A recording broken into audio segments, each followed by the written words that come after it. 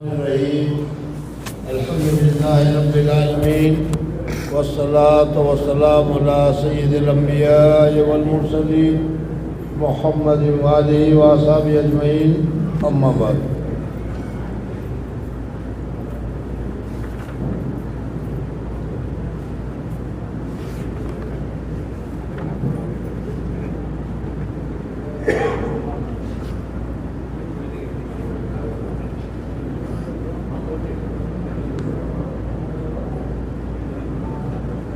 وعن ابي هريره رضي الله تعالى عنه قال قال رسول الله صلى الله عليه وسلم اوتيت امتي 5 خصال في رمضان لم تؤتهن احد قبلهم خلوف فم الصائم عتب عند الله من ريح المسك وتستغفر لهم حيتان حتى يفتر ويزين الله عز وجل كل يوم جنته ثم يقول يوشك عبادي الصالحون أن يلقوا عنهم المؤونة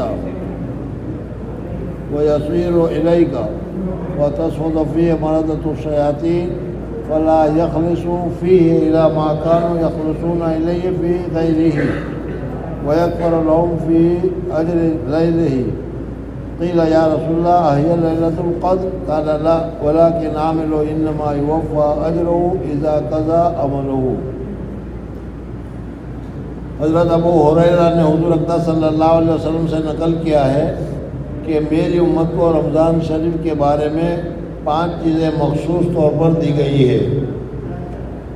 پہلے آپ کے سامنے بتایا گیا تھا کہ یا الذین آمنوا کتب علیکم الصیام کما کتب علی الذین من قبلکم، کہ اللہ جل جلالہ نے جیسے ہمارے اوپر روزے فرض کیے ہیں اس طریقے سے اللہ تبارک و تعالیٰ نے پہلی جو دوسری قومیں تھیں ان کو پر بھی اللہ تبارک و تعالیٰ نے روزے فرض کیے تھے. جیسے رمضان کے روزے ہمارے پر فرض کیے گئے ہیں اسی طریقے سے رمضان کے روزے یہودیوں پر، رمضان کے روزے نصرانیوں پر بھی اللہ تبارک و تعالیٰ نے فرض کیے تھے، لیکن انہوں نے اپنی عادت کے مطابق اس میں تبدیلی کر دی اور کمی بیشی کر دی اور کمی بیشی کر کے اس اصل روزے کی اسپرٹ جو تھی اسی کو انہوں نے ختم کر دیا.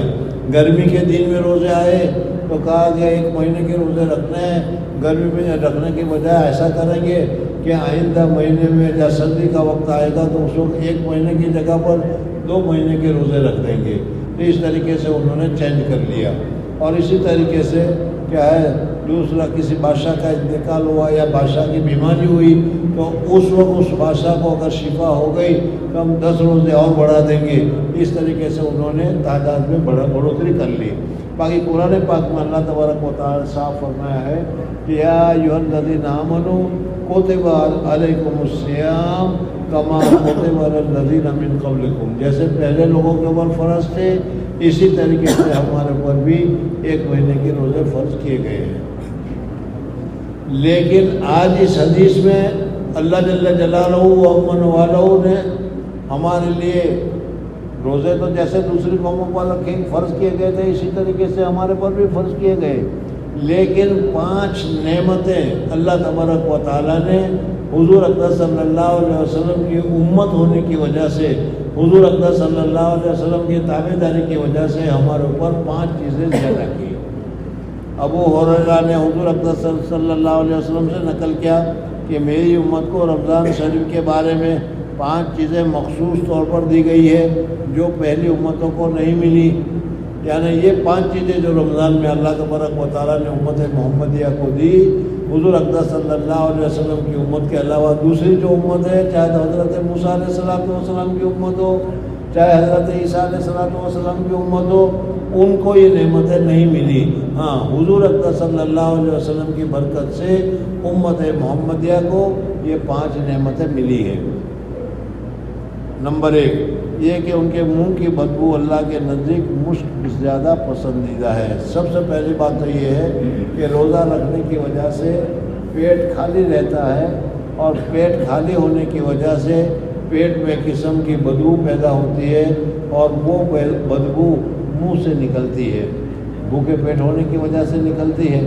ویسے تو یہ بدبو ہے ناپسندیدہ ہے، لیکن اللہ جل جلالہ و من والوں کے یہاں چونکہ اس آدمی نے روزہ خالص اللہ کے لیے رکھا تھا، اللہ کو راضی کرنے کے لیے رکھا تھا، اور اللہ کو راضی کرنے کے لیے رکھنے کی وجہ سے اب اس کے پیٹ میں جو بھوکا رہنے کی وجہ سے بدبو ہوئی، یہ ہمیں تو بدبو محسوس ہوتی ہے، لیکن اللہ جل جلالہ کے یہاں اس کی مشک سے بھی زیادہ بڑھ کر اس کی قدر اور قیمت ہے۔ ان کے منہ کی بدبو اللہ کے نزدیک مشک سے زیادہ پسندیدہ ہے۔ دوسری چیز یعنی یہ امت محمدیہ کو دی گئی ہے۔ ہم لوگوں نے روزہ رکھا، ہم لوگوں کے روزہ رکھنے کی وجہ سے منہ میں بدبو آئی ہے، تو یہ بدبو، لیکن یہ بدبو اللہ تبارک و تعالیٰ کے یہاں مشک سے بھی زیادہ پسندیدہ ہے، مشک سے زیادہ خوشبو ہے۔ دوسری قومیں بھی روزہ رکھتی تھی، ان کے منہ میں بھی بدبو آتی تھی، لیکن ان کی منہ کی بدبو کی اللہ تبارک و تعالیٰ کے یہاں یہ قدر و قیمت نہیں ہے جو حضور اکرم صلی اللہ علیہ وسلم کے امتیوں کی ہے۔ دوسری بات، ان کے لیے دریا کی مچھلیاں تک دعا کرتی ہے اور افطار کے وقت تک کرتی رہتی ہے۔ دوسری باتیں بتائی کہ دوسری قومیں بھی روزہ رکھتی تھی، لیکن وہ ان کے لیے کسی نے دعا کی ہو یا کوئی دعا کر رہا ہو، یہ نہیں ہے۔ حضور اکرم صلی اللہ علیہ وسلم کی امت جب روزہ رکھتی ہے تو اس روزہ رکھنے کی وجہ سے سمندر میں جو مچھلیاں ہیں وہ مچھلیاں بھی ان روزہ داروں کے لیے دعا کرتے ہیں کہ اللہ تبارک و تعالیٰ ان کے روزے کو قبول فرمائے، اللہ تبارک و تعالیٰ ان کے روزے کو اعلیٰ درجہ نصیب فرمائے۔ تو سمندر کی مچھلیاں تک دعا کرتی ہے اور یہ افطار کے وقت تک کرتی رہتی ہے۔ نمبر 3، جنت ہر روز ان کے لیے آراستہ کی جاتی ہے، یعنی جنت کو ڈیکوریٹ کیا جاتا ہے روزانہ، نئے نئے طریقے پر، عجب طریقے پر جنت کو تیار کیا جاتا ہے، اور اللہ جل جلالہ فرماتے ہیں کہ جنت کو اچھی طریقے سے ڈیکوریٹ کرو، تیار کرو۔ یہ میرے بندے جو رمضان میں روزے رکھ کر، بھوکے رہ کر، پیاسے رہ کر، تکلیف اٹھا کر آ رہے ہیں، ان کو یہاں آرام ملنا چاہیے، یہاں ان کو سہولت ملنی چاہیے۔ جنت ہر روز ان کے لیے آراستہ کی جاتی ہے۔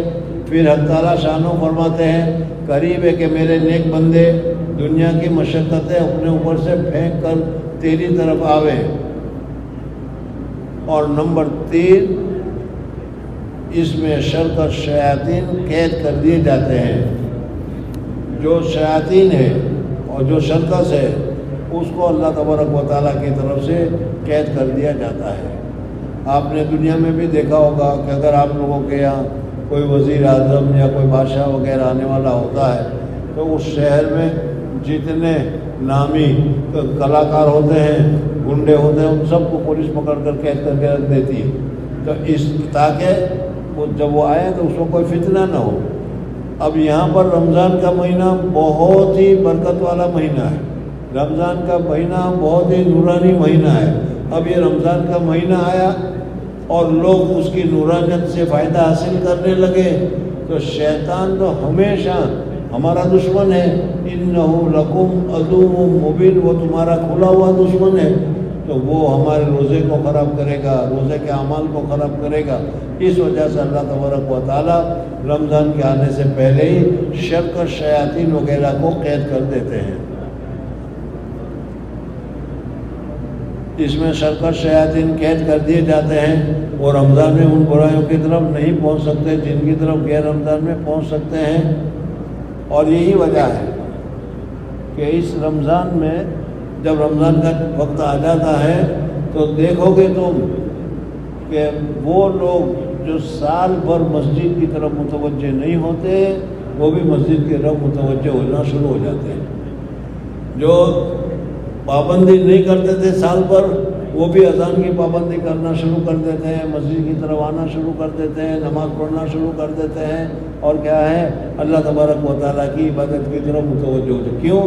اس لیے کہ ان کو جو کیا برگلانے والا ان کو جو بڑکانے والا تھا جتنا جو شیطان، اللہ تبارک و تعالیٰ نے اس شیطان کو تو قید کر رکھا ہے، وہ اس کو برگلا نہیں سکتا، راستہ خراب نہیں کر سکتا۔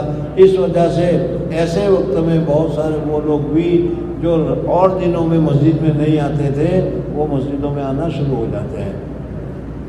پانچواں، رمضان کے آخری رات میں روزہ داروں کے لیے مغفرت کی جاتی ہے۔ ویسے بھی اللہ تبارک و تعالیٰ رمضان میں دین میں بہانے سے ذرا سی نیکی پر، ذرا سی بھلائی کے اوپر مغفرت فرما دیتے ہیں روزہ رکھنے والوں کی۔ لیکن اگر کسی وجہ سے ابھی تک اس کی مغفرت نہیں ہوئی تو رمضان کے آخری رات جو آئے گی، اس آخری رات میں جس روزے دار کی رمضان میں مغفرت نہیں ہوئی تھی ان سب کی اللہ تبارک و تعالیٰ مغفرت فرما دیتے ہیں۔ رمضان کی آخری رات میں روزہ داروں کے لیے مغفرت کی جاتی ہے۔ صحابہ نے عرض کیا کہ یہ شب مغفرت شب قدر ہے کیا؟ حضور اقدس صلی اللہ علیہ وسلم نے فرمایا کہ نہیں، شب قدر نہیں ہے، بلکہ قانون ہے کہ جب آدمی محنت کرتا ہے، مشقت کرتا ہے، تکلیفیں اٹھاتا ہے تو پھر ٹائم پورا ہونے کے ساتھ ہی اس کی فوراً تنخواہ دے دی جاتی ہے۔ آدمی کو 1 مہینے کے لیے نوکر رکھا ہے تو جب مہینہ تک وہ کام کرتا رہے گا اور جب مہینہ پورا ہونے کا آئے گا یا پورا ہوگا فوراً اس کی تنخواہ دے دی جاتی ہے۔ تو اسی طریقے سے اس آدمی نے اللہ جل جلالہ و امن والوں کے احکامات کو پورا کرنے کے لیے 1 مہینے تک مشقت اٹھائی، 1 مہینے تک تکلیف اٹھائی، تو اب اللہ جل جلالہ اس مہینے کے ختم ہونے سے پہلے ہی اس کو اس کی معاوضہ، اس کا بدلہ اس کی مغفرت کے ساتھ میں دے دیا جاتا ہے۔ نبی کریم صلی اللہ علیہ وسلم نے اس حدیث پاک میں 5 خصوصیتیں ارشاد فرمائی ہے جو اس امت کے لیے حق تعالیٰ شانوں کی طرف سے مخصوص انعام ہوئی، اور پہلی امت کے روزے داروں کو مرحمت نہیں ہوئی۔ کاش ہمیں اس نعمت کی قدر ہوتی اور ان خصوصی عطایا کے حصول کی کوشش کرتے۔ حضرت شیخ نور اللہ مرکزو فرماتے ہیں کہ دیکھو ابھی آپ حضرات نے سنا کہ روزہ رکھنے کی وجہ سے یہ 5 نعمتیں امت محمدیہ کو، حضور اقدس صلی اللہ علیہ وسلم کی امت کو اللہ تبارک و تعالیٰ کی طرف سے عطا ہوئی۔ اس سے پہلی جو قوم تھی، یہود تھے، نصارہ تھے، وہ بھی روزہ رکھتے تھے لیکن ان کو یہ چیزیں نہیں ملی۔ تو حضرت شیخ فرما رہے ہیں کہ جب یہ 5 نعمتیں ہمیں ملی ہے تو ان 5 نعمتوں کی ہمیں قدر کرنی چاہیے، اور ان 5 نعمتوں کو ہمیں قدر کی نگاہ سے دیکھنا چاہیے۔ آدمی کے پاس اچھی گھڑی ہو اور وہ اس کی قدر کرتا ہے، عزت کرتا ہے، احترام کرتا ہے تو ٹھیک ہے، لیکن اگر اس کے پاس کوہ نور بھی ہو لیکن وہ اس کی قدر نہیں کرتا، اس کا کیا ہے، اس کا خیال نہیں رکھتا، اس کا احترام نہیں کرتا تو پھر کوہ نور بھی بیکار ہے۔ تو اسی طریقے سے اللہ تبارک و تعالیٰ نے ہم لوگوں کو روزہ رکھنے کی وجہ سے یہ 5 چیزیں عطا فرمائی ہیں، تو ہمیں ان 5 چیزوں کی قدر کرنی چاہیے۔ نبی کریم نے اس حدیث پاک میں 5 خصوصیتیں ارشاد فرمائی ہے جو اس امت کے لیے حق تعالیٰ شانوں کی طرف سے مخصوص انعام ہوئی، اور پہلی امت کے روزہ داروں کو مرحمت نہیں ہوئی۔ کاش ہمیں اس نعمت کی قدر ہوتی اور ان خصوصی عطایا کے حصول کی کوشش کرے۔ اول یہ کہ روزہ دار کے منہ کی بدبو جو بھوک کی حالت میں ہو جاتی ہے، حق تعالیٰ شانوں کے نزدیک مجھ سے بھی زیادہ پسندیدہ ہے۔ شرح حدیث کی اس لفظ کے مطلب میں 8 قول ہے۔ ابھی حدیث میں آیا کہ روزہ دار روزہ رکھنے کی وجہ سے اس کے پیٹ میں خالی پن ہونے کی وجہ سے جو منہ میں قسم کی بدبو محسوس ہوتی ہے، یہ بدبو اللہ جل جلالہ و امن والوں کے ہاں مشک سے بھی زیادہ قیمتی ہے، مشک سے بھی زیادہ قدر کی جاتی ہے۔ حضرت شیخ فرماتے ہیں کہ حدیث میں جو حضور صلی اللہ علیہ وسلم نے فرمایا محدثین نے اس کے 8 الگ الگ جواب بیان کیے۔ شرح حدیث کی اس الفاظ کے مطلب میں 8 قول ہے، جن کو موطا امام مالک کی عربی زبان میں بہت بہترین شرح موصول نے کی ہے، جو عمدۃ المصالح کے نام سے مشہور ہے، کی شرح میں بندہ مفصل سے نقل کر چکا ہے۔ مگر بندہ کے نزدیک ان میں 3 قول راجح ہے۔ روزہ دار کے روزہ رکھنے کی وجہ سے منہ میں جو بدبو ہوگی، اللہ تبارک و تعالیٰ کے نزدیک وہ مشک سے زیادہ قیمتی ہے۔ تو اس کا مطلب یہ ہے کہ قیامت میں جب اللہ جل جلالہ و من والوں کو ثواب کا بدلہ دیں گے، حساب کتاب ہوگا، نیکیاں ہوگی، جو جو تم نے نیکیاں کی تھی اس کا بدلہ ملے گا، تو اس وقت وہاں اللہ تبارک و تعالیٰ تمہارے منہ میں مشک سے بھی زیادہ بہترین خوشبو والی چیز عطا کریں گے، جس کی وجہ سے تمہارے منہ میں خوشبو آتی رہے گی، اور یہ پتہ چلے گا کہ رمضان میں تم نے روزہ رکھا تھا، اس کا یہ بدلہ ملا۔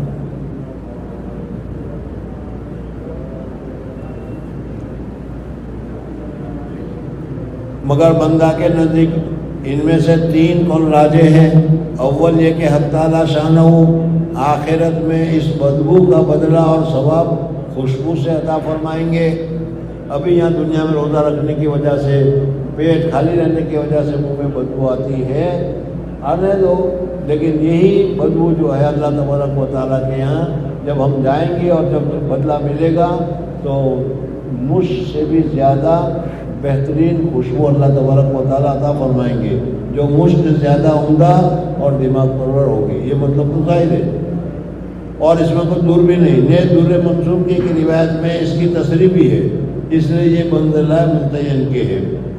دوسرا قول یہ کہ قیامت میں جب قبروں سے اٹھیں گے، ایک دوسری بات ہے، جب دوسرا سور پھونکا جائے گا اور قبر سے لوگ اٹھیں گے، تو اس وقت جو لوگ رمضان میں روزے رکھتے تھے اور پیٹ کا خالی ہونے کی وجہ سے ان کے منہ میں بدبو آتی تھی، اس وقت جب یہ قیامت کے لیے دوبارہ اٹھیں گے تو اس وقت ان کے منہ میں سے بدبو کی جگہ پر خوشبو پھوٹ رہی ہوگی اور خوشبو نکل رہی ہوگی۔ جب قبروں سے اٹھیں گے تو یہ علامت ہوگی کہ روزہ دار کے منہ سے خوشبو جو مشک سے بھی بہتر ہوگی وہ آئے گی۔ اور تیسرا مطلب جو بندہ کے ناقص رائے میں ان دونوں سے اچھا ہے وہ یہ کہ دنیا میں ہی اللہ کے نزدیک اس کی بو کی قدر و مشک کی خوشبو سے زیادہ پسندیدہ ہے۔ حضرت شیخ نور اللہ مرکزو فرماتے ہیں کہ دیکھو، عشق عاشق اور معشوق کا ایک سلسلہ ہوتا ہے، ایک تعلق ہوتا ہے، اور اس میں عاشق معشوق کی ہر ادا، معشوق کی ہر چیز، معشوق کی ہر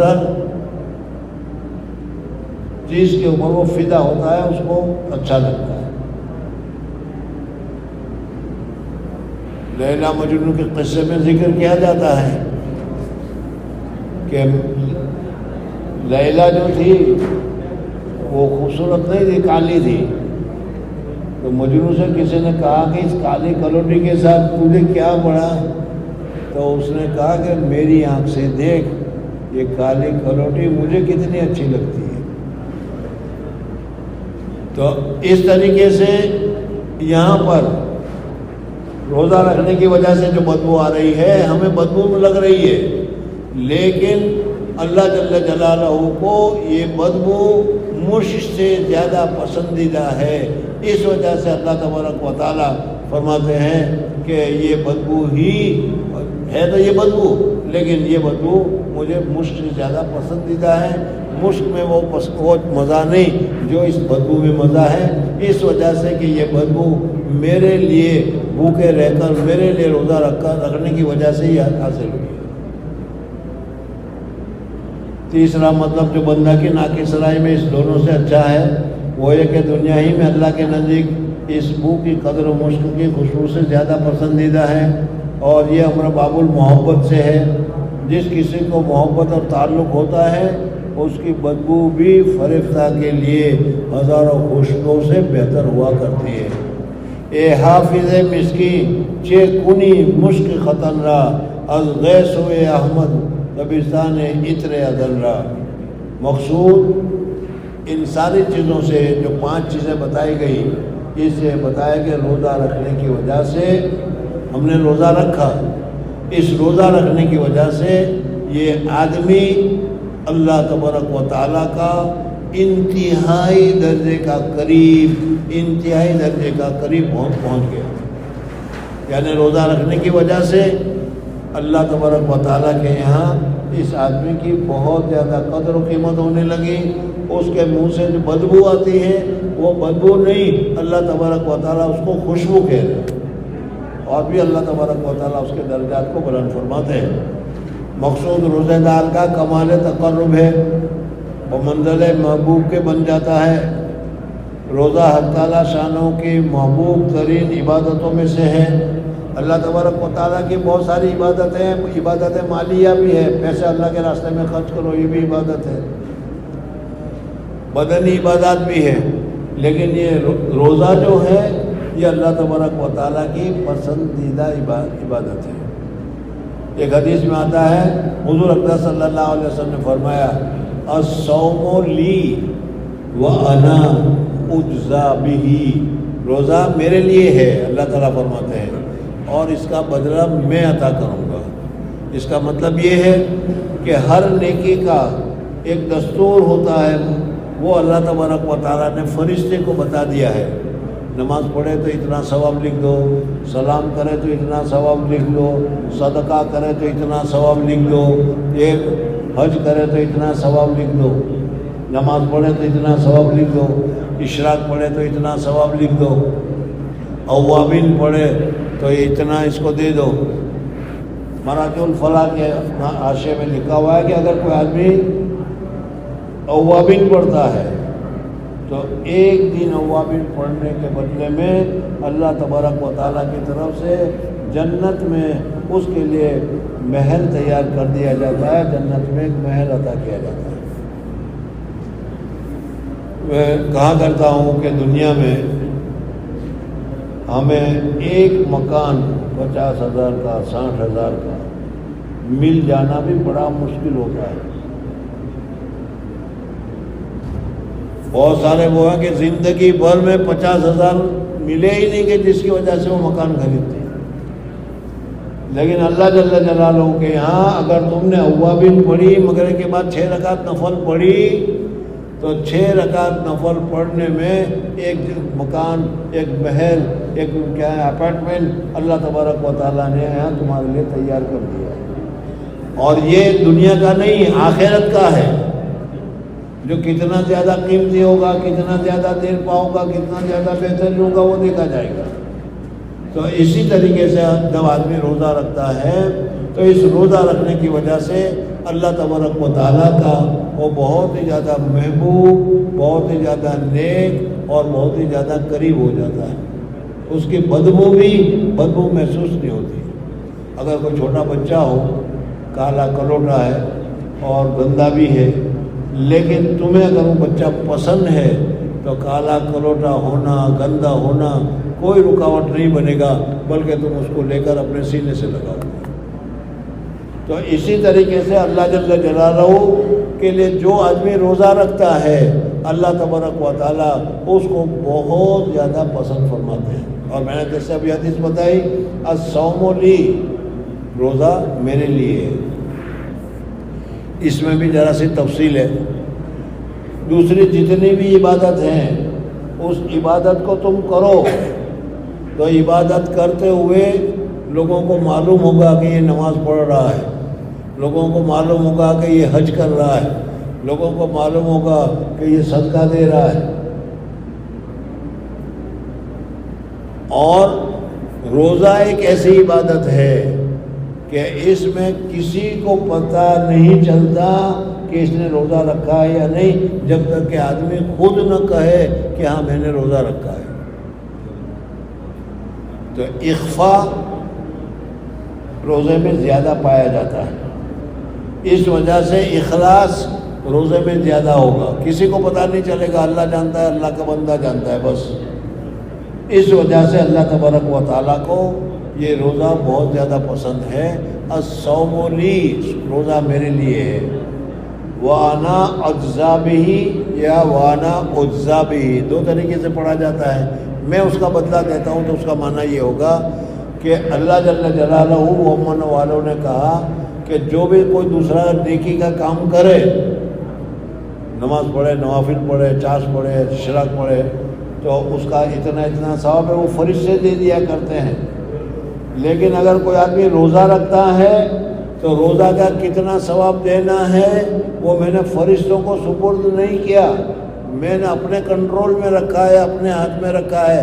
وَأَنَا أُجْزَى بِهِ، اور میں اس کا بدلہ دیتا ہوں.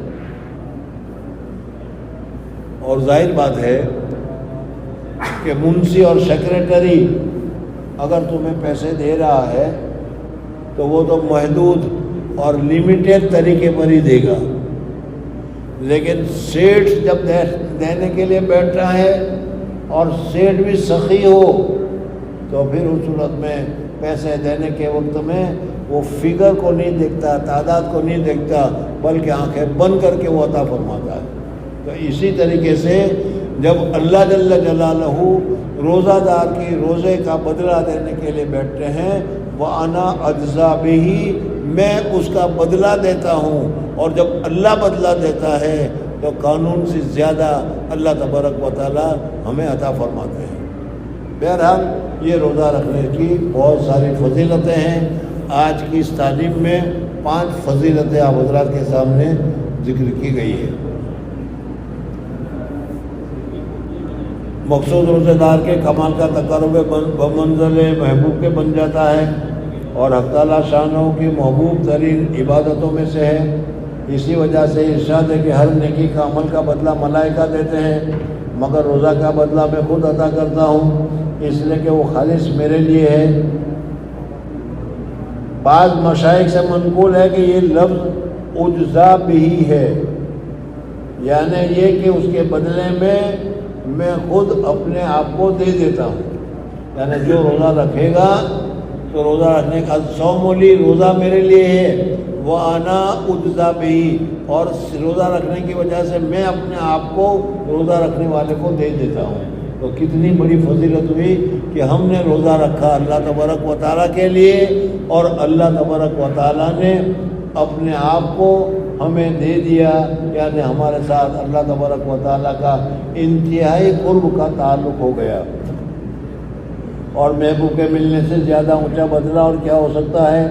ایک حدیث میں ارشاد ہے ساری عبادتوں کا دروازہ روزہ ہے. یعنی روزہ کی وجہ سے قلب منور ہو جاتا ہے، جس کی وجہ سے ہر عبادت کی رغبت پیدا ہوتی ہے. مگر جب ہی کہ روزہ بھی روزہ ہو، صرف بھوکا رہنا مراد نہیں، بلکہ آداب کی رعایت رکھ کر، جن کا بیان آگے آئے گا. ایک جگہ ایک ضروری مسئلہ قابل تنبیہ ہے کہ اس منہ کی بدبو والی حدیث کی وجہ سے حضرت امام شافعی رحمۃ اللہ تعالیٰ علیہ اور حضرت امام ابو حنیفہ رحمۃ اللہ تعالیٰ علیہ کے درمیان میں اختلاف ہے. اور اختلاف یہ ہے کہ ظہر کے بعد ابھی یا عصر سے پہلے یا مغرب سے پہلے جتنی زیادہ بھوک لگے گی اتنا ہی زیادہ پیٹ خالی ہوگا، جتنا پیٹ خالی ہوگا اتنا وہ خالی پیٹ ہونے کی وجہ سے وہ پیٹ کی بدبو بڑھتی چلی جائے گی. تو ایسے وقت میں مسواک کرنا مسنون ہے یا مسواک کرنا مسنون نہیں ہے، اس مسئلے میں اختلاف ہے امام ابو حنیفہ رحمۃ اللہ تعالیٰ علیہ اور امام شافعی رحمۃ اللہ تعالیٰ علیہ کے درمیان. امام ابو حنیفہ رحمۃ اللہ تعالیٰ علیہ تو فرماتے ہیں کہ روزے دار کو مسواک کرنا مسنون ہے. فجر کے بعد کرے، چاش کے وقت کرے، ظہر کے وقت کرے، عصر کے وقت کرے، بلکہ مغرب سے پہلے اس وقت بھی اگر وضو کرے تو وہ مسواک کرے. مسواک کرنا سنت. امام شافعی رحمۃ اللہ علیہ فرماتے ہیں کہ دوپہر کے بعد مسواک کرنا تازہ مسواک کرنا روزہ دار کے لیے مسنون نہیں. کیوں؟ اس لیے کہ مسواک کرے گا تو مسواک کرنے کی وجہ سے وہ بدبو جو ہے وہ بدبو ختم ہو جائے گی، اور اللہ تبارک و تعالیٰ کا تو بدبو بہت پسند ہے روزے دار کی. اس وجہ سے امام شافعی رحمۃ اللہ تعالیٰ علیہ روزے دار کو شام کے وقت مسواک کرنے سے منع کرتے ہیں. میں نے ابھی بتایا کہ امام ابو حنیفہ رحمۃ اللہ تعالیٰ علیہ فرماتے ہیں کہ روزہ دار جس وقت مسواک کرنا چاہے، جتنی مسواک کرنا چاہے، برش نہیں، برش مسواک نہیں ہے. ارے برش جو ہم کرتے ہیں نا وہ مسواک نہیں ہے، مسواک اور چیز ہے. یہ تو مسواک تو صفائی ہے، صاف کر دیتا ہے، منہ کو صاف کرتا ہے، بس یہی ہے. لیکن مسواک میں صفائی کے ساتھ ساتھ دوسری بھی بہت ساری برکتیں ہیں. اگر کوئی آدمی مسواک کرتا ہے تو اس کے فوائد میں سے بتایا گیا ہے کہ مرتے وقت اس کو اللہ تبارک و تعالیٰ کلمہ یاد کراتا ہے، اور کلمہ پڑھتا ہے مسواک کرنے کی وجہ سے. وہ برش کرنے کی وجہ سے نہیں ہوگا، یاد رکھنا. خیر،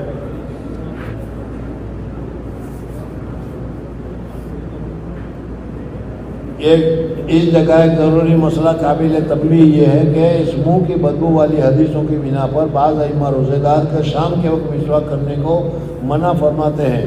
حنفیہ کے نزدیک مسواک ہر وقت مستحب ہے، اس لیے کہ مسواک سے دانتوں کی بدبو ظاہر ہوتی ہے. امام ابو حنیفہ رحمۃ اللہ علیہ فرماتے ہیں کہ مسواک کرو گے تو مسواک کرنے کی وجہ سے منہ کی بدبو، دانتوں کی بدبو جو ہے وہ ختم ہوگی. اور اللہ جل جلالہ و امن والوں کو دانتوں کی بدبو پسند نہیں ہے. یہ تو پیٹ کے خالی ہونے کی وجہ سے جو بدبو آتی ہے وہ پیٹ میں ہوتی ہے، وہ اللہ تبارک و تعالیٰ کو پسند ہے. اور مسواک کرنے کی وجہ سے پیٹ کی بدبو ختم نہیں ہوتی. اور اس حدیث میں جس بدبو کا ذکر ہے وہ معدہ کے خالی ہونے کی ہے، نہ کہ دانتوں کی. حنفیہ کے دلائل اپنے موقع پر کتب و فقہ اور حدیث میں موجود ہے. تیسری خصوصیت بتائی گئی کہ ہم نے روزہ رکھا ہے لیکن اللہ جل جلالہ و امن والوں کی مچھلیاں جو تالاب میں ہے، ندی میں ہے، سمندر میں ہے، وہ رمضان میں روزہ داروں کے لیے دعا کرتی ہے. اس کا کیا مطلب ہے؟ دوسری خصوصیت مچھلیوں کے استغفار کرنے کی ہے. اس سے مقصود کثرت سے دعا کرنے والوں کا بیان ہے. متعدد روایت میں یہ مضمون والی دعا ہے. بعض روایت میں ہے کہ ملائکہ اس کے لیے استغفار کرتے ہیں. یعنی حضور صلی اللہ علیہ وسلم کے فرمانے کا مطلب یہ ہے کہ مسلمان آدمی جب روزہ رکھتا ہے تو روزہ رکھنے کے بعد اللہ تبارک و تعالیٰ کی بہت ساری مخلوقیں اس روزہ رکھنے والے کے لیے دعا کرتی رہتی ہے. یہ ہمارے لیے بہت خوشی کی بات ہے. حدیث میں آتا ہے کہ روزہ رکھنے والوں کے لیے فرشتے دعا کرتے ہیں، روزہ رکھنے کے والے کے لیے ہر چیز دعا کرتی ہے، حتیٰ کہ سمندر کی مچھلیاں بھی اس کے لیے دعا کرتی ہے. بعض روایت میں ہے کہ ملائکہ اس کے لیے استغفار کرتے ہیں. میرے چچا جان نور اللہ مرکزہ کا ارشاد ہے کہ مچھلیوں کی خصوصیت بظاہر اس وجہ سے ہے کہ اللہ جل شانہ کا ارشاد ہے ان الذین آمنوا وعملوا الصالحات سیجعل لهم الرحمن ودا. جو لوگ ایمان لائے اور اچھے عمل کیے، حق تعالیٰ شانہ اس کے لیے دنیا ہی میں محبوبیت عطا فرما دیں گے. اس حدیث پاک میں ارشاد ہے کہ جب حق تعالیٰ شانہ کسی بندے سے محبت فرماتے ہیں تو جبرائیل سے ارشاد فرماتے ہیں کہ مجھے فلاں شخص سے پسند ہے. حضرت شیخ کے فرمانے کا مطلب یہ ہے کہ حضرت مولانا الیاس صاحب جو بانی تبلیغ ہے، تبلیغ والوں کے جو بانی ہیں، وہ فرماتے تھے کہ اللہ جل جلالہ و امن والوں نے ان الذین آمنوا وعملوا الصالحات، جو کہ ایمان لائے اور اعمال صالحہ کیا، تو اعمال صالحہ کرنے کی وجہ سے سیجعل الرحمن ودا، اللہ جل جلالہ لوگوں کے دلوں میں محبت ڈال دیتے ہیں.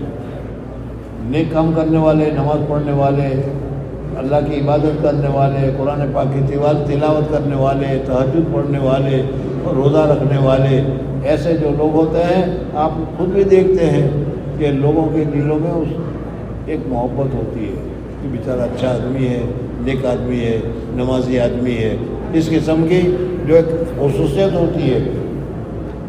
تو فرماتے ہیں کہ اللہ جل جلالہ جو لوگ ایمان لائے اور اچھے اعمال کیے، حق تعالیٰ شان ہو، اس کے لیے دنیا ہی میں محبوبیت عطا فرما دیتے ہیں کہ دنیا میں لوگ اس کو محبت کرتے ہیں۔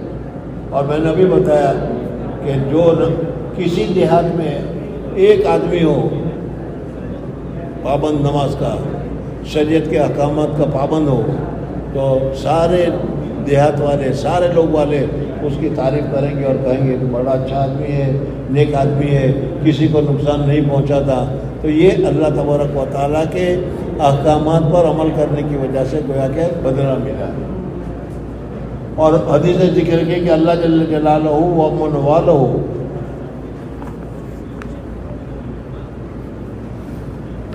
جب کسی سے محبت کرتے ہیں، حدیث بخاری شریف میں ہے، اس میں یہ ہے کہ جب آدمی اللہ تبارک و تعالیٰ کے فرائض پر، جو اللہ تبارک و تعالیٰ نے فرض مقرر کیے، نماز ہو یا دوسرے بیوی کا حق ہے، نوکروں کا حق ہے، دنیا کی ضرورت ہے، جو بھی ہے، جو فرائض کو اچھی طریقے سے ادا کرتا ہے، فرائض میں گلی نہیں مارتا، ایک نماز پڑھی اور ایک نماز چھوڑ دی، ایسا نہیں کرتا، پابندی کے ساتھ سب نمازیں پڑھتا ہے، اور نوافل کا بھی اہتمام کرتا ہے، چاس بھی پڑھتا ہے، اشراق بھی پڑھتا ہے، اوابین بھی پڑھتا ہے، فرائض کا بھی اہتمام کرتا ہے، نوافل کا بھی اہتمام کرتا ہے، تو پھر اللہ جل جلالہ ومن والہ حضرت جبریل علیہ السلام کو کہتے ہیں کہ جبریل دیکھو میرا یہ فلانا بندہ،